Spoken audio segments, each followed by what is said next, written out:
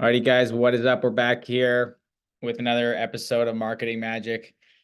Greg's got a bit of a yellow background, but his face should be higher def than usual, so that's good. Thanks, Uh, man. yeah, yeah. I should get that. I should get the better camera as well, but yeah, it's good to see you clearly. Awesome. Yeah, so I'm using my cell phone as the camera. Zoom has this like automatic Wi-Fi click button integration. I thought I'd try it out. And so I look more clear, but it looks like I'm in some sort of like rotting cave. Like everything around me looks super yellow and I can't do background correction. So now I was just telling you before we record, like now I'm also self-conscious about the background and I'm going to have to repaint the room over the summer. So thank you, Apple and Zoom, for that. Yeah, you fix one thing and then you see what else needs to be fixed. Great little I don't know if metaphor is the word, but Yeah, mini lesson. yeah. Awesome. All right, you got a few things. You Yeah, lead off here. We'll jump in. let's do it. This is something I just kind of thought of this today. I saw somebody mention something. I don't even know. I don't know if it was Facebook or Twitter, but it's something I've noticed forever being in the online business space. There's kind of these well, there's a lot of different schools of thought, but two of the major camps, like some people are very data driven. Others are more like visionary, right? So it's kind of this left brain versus right brain thing going on. And the left brain data driven people are the ones who say, oh yeah, building an e-commerce brand or building a business online, it's just a system. It's just an SOP that you execute. You use the software to find the right product, and then you just run this playbook and boom, like then it works. And it's all about the data. It's all about picking the right thing based on the data to like, minimize the risk, minimize the error. And these are like the spreadsheet bros, right? And they're all about the numbers. They're all about the search volume and the sales and all that stuff. And they reverse engineer what somebody else has already done. And there are people who are very successful at this. There's this one guy that comes to mind. They've made like 8 figures selling umbrellas, right? Nobody wakes up and they're like, man, I wish someday like I want to do an umbrella brand. Like that's what the world needs, right? No, nobody did that, but they looked at the data and they saw an opportunity. They exploited it. They did it better than everybody else using data. And the dude has a Lamborghini and he sells umbrellas, right? And probably other stuff. And then on the other side of this, you have like what I call like the right brain, charismatic, creative visionaries, right? They're the people out there who I don't know if you've ever read stuff by Rory Sutherland. He's one of the dudes from Ogilvy, just very, very like clever and creative and cerebral. And he's all about like buyer psychology and understanding um, how the human brain works. And then, you know, I don't want to say manipulation, but if you understand buyer psychology, you can take people down a very specific path and you can like amp up desire and tap into this emotional stuff. And that's more of kind of this I think I see more of that in like the brand building world, right? Sometimes there's Mhm. this charismatic leader and people who's almost like creating a movement. And so the brand is a surrogate for people to be a part of this movement that's based on their beliefs and it's built more around the emotions and desires and it's more right brain, right? That works too. Like tons of successful people in that space. And for people who are just starting out, though, here's the problem.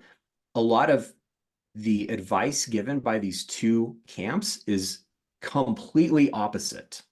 Mhm. And so a beginner who's kind of uncertain, like trying to decide, is this one right or is that one right?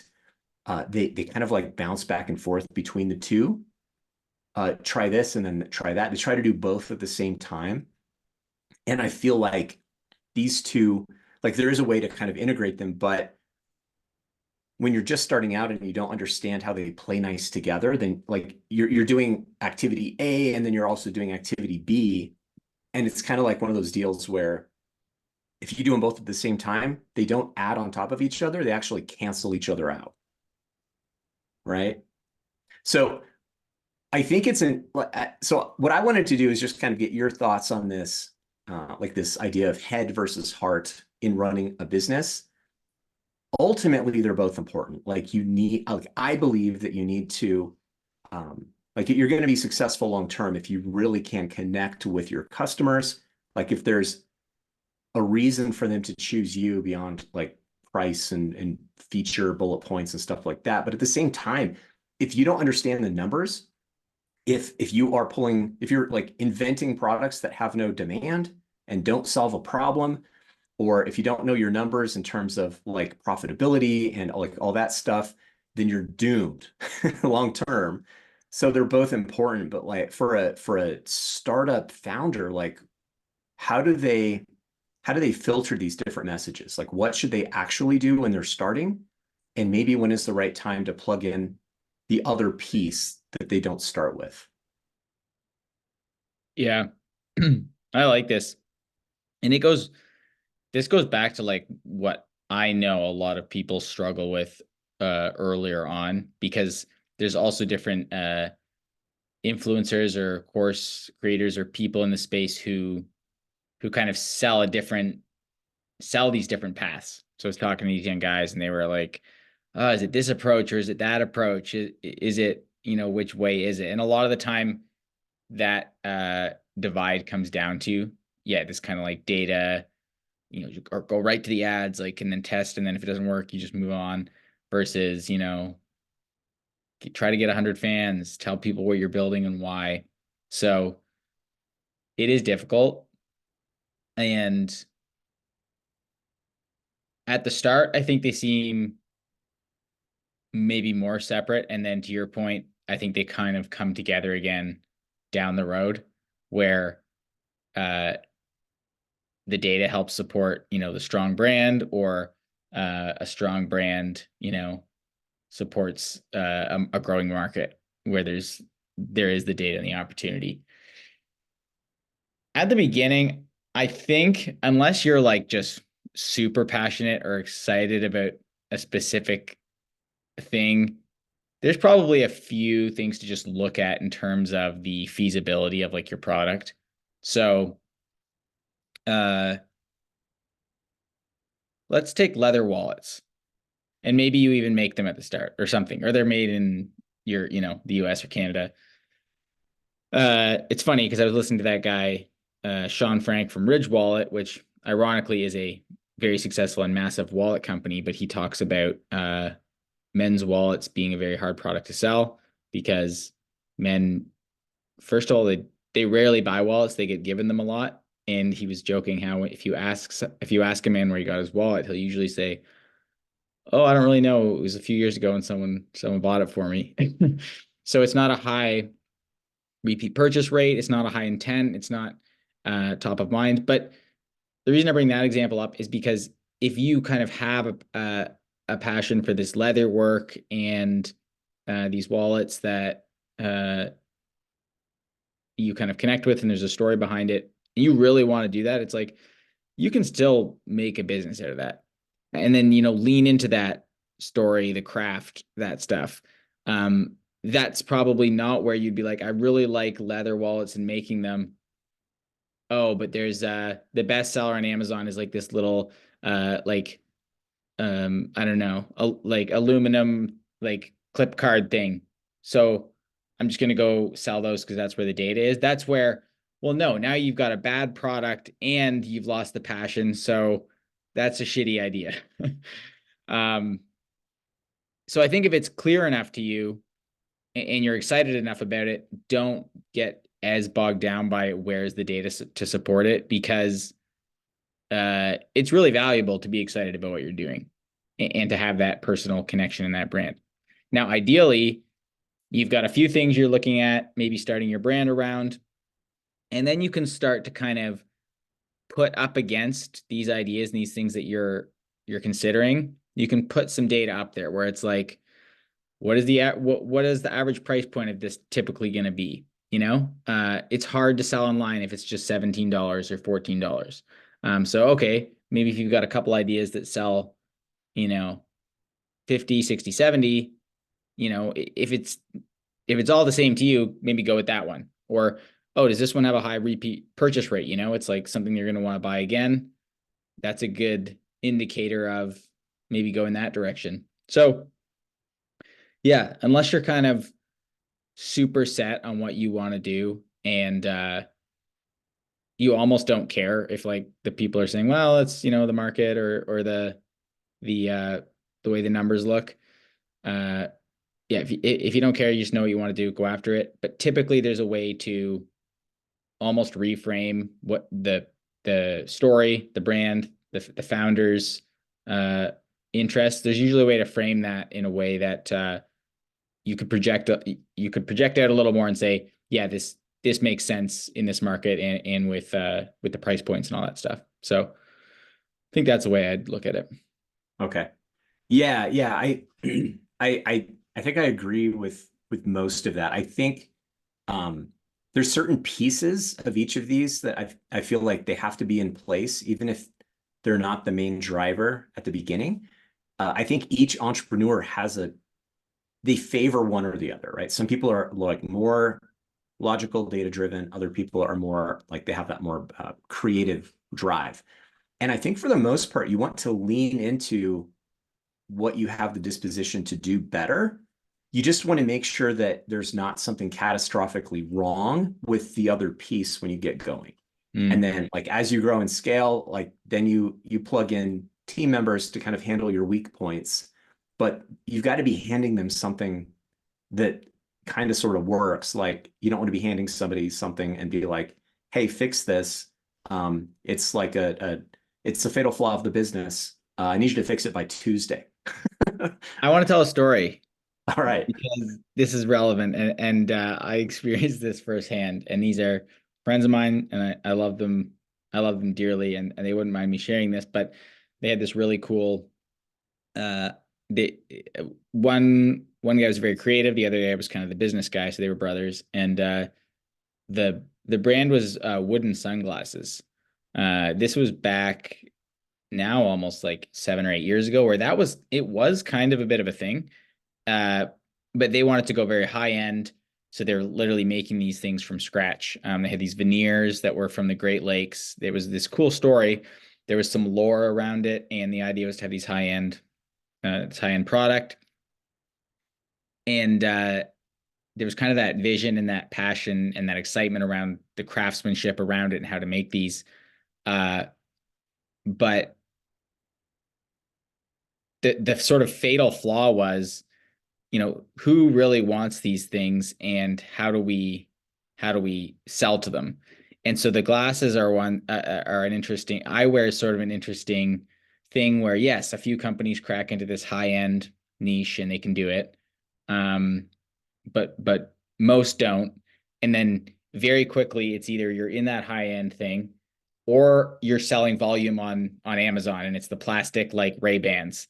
There's not a lot in between, and it's hard to either compete with the low guys because the volume's so high, and then at that point you've lost the values of what you wanted to do because you can't do handmade wooden sunglasses for hundreds of thousands of people.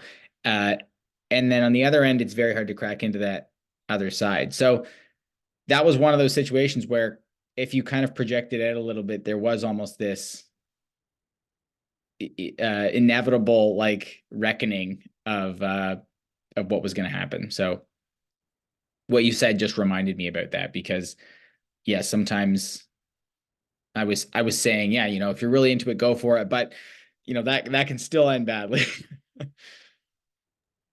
Yeah, exactly. I would say so I definitely tend more towards that creative side. I have a lot of fun there, but I have gotten in trouble in the past, like exactly like you just said. Like I come up with this seemingly great idea. I understand exactly how it's going to be positioned, but then like get started and realize that the economics just don't work, right? The cost of goods is too high, the margin's too low, it's too expensive to advertise, or there's just not like a big enough customer base.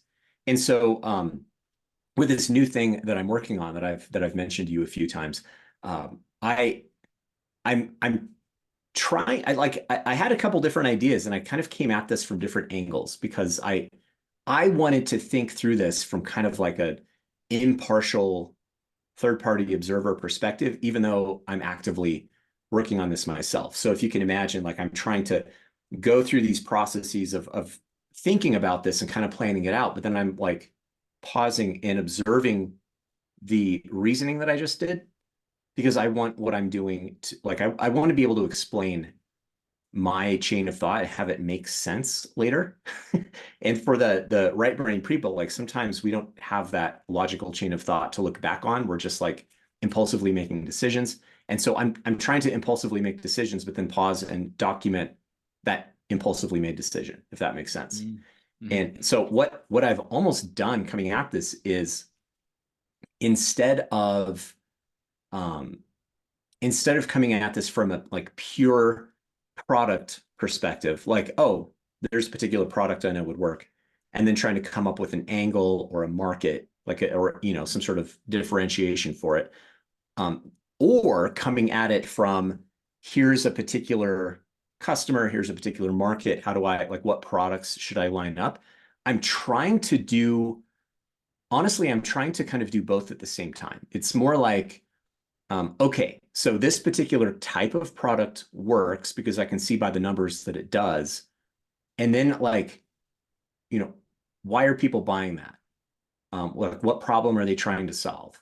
What's the real problem that they're trying to solve? And what are other potential solutions to that problem? And can I speak to a subset of those people in a way that would be effective and fun long term? So I'm kind of hashing that out, and like I have ideas. Basically, I'm doing some formulation for products where I know that all these ingredients work. There's documentation that they do, but the formulation itself will be unique. Mm-hmm. So there's some differentiation there. But then the messaging is also going to be very different than what other people are doing. Mm-hmm. The best analogy is like one of my favorite memes of all time is like the Tiger Woods John Daly. Tiger Woods is like, he's like the professional golfer, and then John Daly is in like in a Hawaiian shirt smoking a cigar, and he just outdrove Tiger, right? And like I am always drawn to being the John Daly. Just mm-hmm. like, yeah, you guys do it that way, but I'm gonna put on my Hawaiian shirt and smoke my cigar and do it a different way, and I'm still gonna win. And like, that, but at the same time, I want to make sure that the spreadsheets work before I get in that stance, right? Yeah. It's funny. That's reminding me like this is more from a marketing perspective, but it's kind of related. The Chad scaler versus like the analytical media buyer. Mm-hmm. I'll see if I can link it up or something, but it's basically like the guy who's the nerd who's running all the numbers to see if something works. And then the other one is, this dude with his feet up on the desk, like, zero targeting, whatever, just, and, double the budget, double the budget. And both can work. So some of that is, what are you drawn towards? Like, do you want to be John Daly or Tiger Woods? And then some of it is trying to be a little more strategic about it and being like, okay, I can lean into this strength, but am I just in love with a product and idea here? And is there am I kind of ignoring the fact that there may be no interest in this? Or what might those pitfalls be? Really, I think probably you even start to miss some of the things that you're preemptively doing to set yourself up for success, where 5 years ago you wouldn't have had the awareness to do that or the skill set. So speaking to maybe earlier brand owners who are getting excited about an idea and trying to figure out how to sell it. The one place where you really need to like have some consideration is, okay, you can, is how you sell, how you're going to sell this thing. How are you going to, be able to have sales? And it's like, one way is very data driven.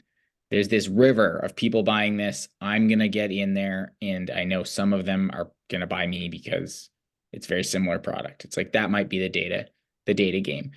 The more, what words are we using here? Charismatic, creative chat approach might be, okay, I've got my product. I don't necessarily know what like the data is, but I can kind of see how people are behaving and talking about this. And I'm basically just gonna kind of like meme market my way into this. This is gonna be kind of relatable. It's a vibe. It's something that I know I would jive with if I found it. And that's how I'm gonna go about this. Yeah. And those are really important, because it's like those are the kind of the things that help sell your product, help your messaging, or not your messaging. Those are the things that create sales. Either there's like the volume, the data there to support it, or there's like the relatability, the almost fanfare, or the emotional sort of current that you can tap into. So having awareness for that is pretty key, because at a certain point you're going to be 6 weeks in and you're going to have done all this work, or you're going to think you're building a business, and then you're going to be like, nobody cares. And that's the worst thing ever. Yes. All right. I like that. I hope that's helpful for people, because again, I know I see people get stuck right here because it's like, well, this guy says this and this guy says that, and I'll try this. And then they start second guessing everything they do because they're listening to this person and that person at the same time. And it's conflicting, right? And so they just, they like waffle back and forth. All their actions are canceling each other out. They're not making any progress. So just to reiterate, like, if you have the bare bones pieces in place, and I would say, from the data driven side, like, do you have enough margin to survive? And I'm going to suggest that you aim for something between 5x and 10x cost of goods. And some people are going to be like, how do you even do that? If you don't know, then that's something you need to figure out. If you're at a 2x cost of goods, you're not going to make it. Like, straight up, you're not going to make it. 3x, you're going to have a really hard time. You can make it, but it's going to take longer, and it's going to be really stressful, and it'll turn some of your facial hair gray before you get to the end, right? Just warning you. So good margins, and make sure that it's something that somebody wants, right? So you can validate that using like your own testing. You can like survey your audience. You can look and see if something similar is selling, but like, make sure that somebody wants it, or that it solves a real problem, right? Mm-hmm. Fundamentally, like, you should be solving problems. That's what entrepreneurs do. And if you solve problems, people pay for solutions. And like, that needs to be in place. And then on the other side, like, you've got to know, okay, if you have this thing people want, you've got to understand, like, for the right brain side, why do they actually want it, right? And it's not because of the features of the product. It's because of the benefits of the product. It's because of the result, or the change, or the transformation it helps them get, right? It's either going to save them money, or make them money, or save them time, or make them healthier, or make them sexier, or, like, understand, the health wealth relationship thing, right? Really, every single product really does speak to one of those, and you've got to understand it at that level, so that you understand like how to get the right message in front of these people when you start selling it. So if you can get that stuff figured out, then I feel like that's bare bones. And then like, do your data stuff, or do your creative stuff. And I feel like you can lean pretty heavily on one side, probably up into like well into the seven figures, as long as the other side is at least good enough to not fall apart. Yep. Yeah, that's solid. I'm trying to think of just a few more kind of practical, like what does this kind of mean? And I think that the price point is a simple one, or the margins. It's like, to your point, yeah, 5 to 10x the cost of goods is important because you need that space for profit and for other costs and advertising and things. You can definitely check things like, I don't use this stuff, so I don't know. The software for search volume and things like that. That could be helpful just to see if your industry is moving in the right direction. Most industries are kind of growing. Like typically things you're interested in, things you're seeing, it's probably, I don't want to speak too broadly. Like if you're selling magazine stands, it's like, well, people don't really read magazines anymore. So like if you're wondering if there's, if it's not something that people care about, it's like, yeah, look at the data kind of. But otherwise, I think looking at similar brands out there, if there is there another brand, that is doing something similar, that's that's validation at some level. Can you copy them? No, you can't, but it's a growing market, If there's brands entering the space, if there's other brands doing a good job at it, uh, that's a good sign. Uh, yeah, I think the only other thing is you do have to kind of decide which way you want to go. If you're going to set this brand up kind of professionally, and that's the wrong word. If you're going to have less sort of soul in it, so to speak, that's great. But I think you need to then kind of build it. That's where maybe more professional website, more legit looking stuff is important. Whereas if you go a little bit more of the sort of founder story, documenting what you're doing kind of, you can get away with a little bit more personal, less polished setup angles. And the reason I bring this up is because like it's a marathon. At a certain point, like let's say you're really data driven, but you're trying to put this personal creative spin on it when you don't care.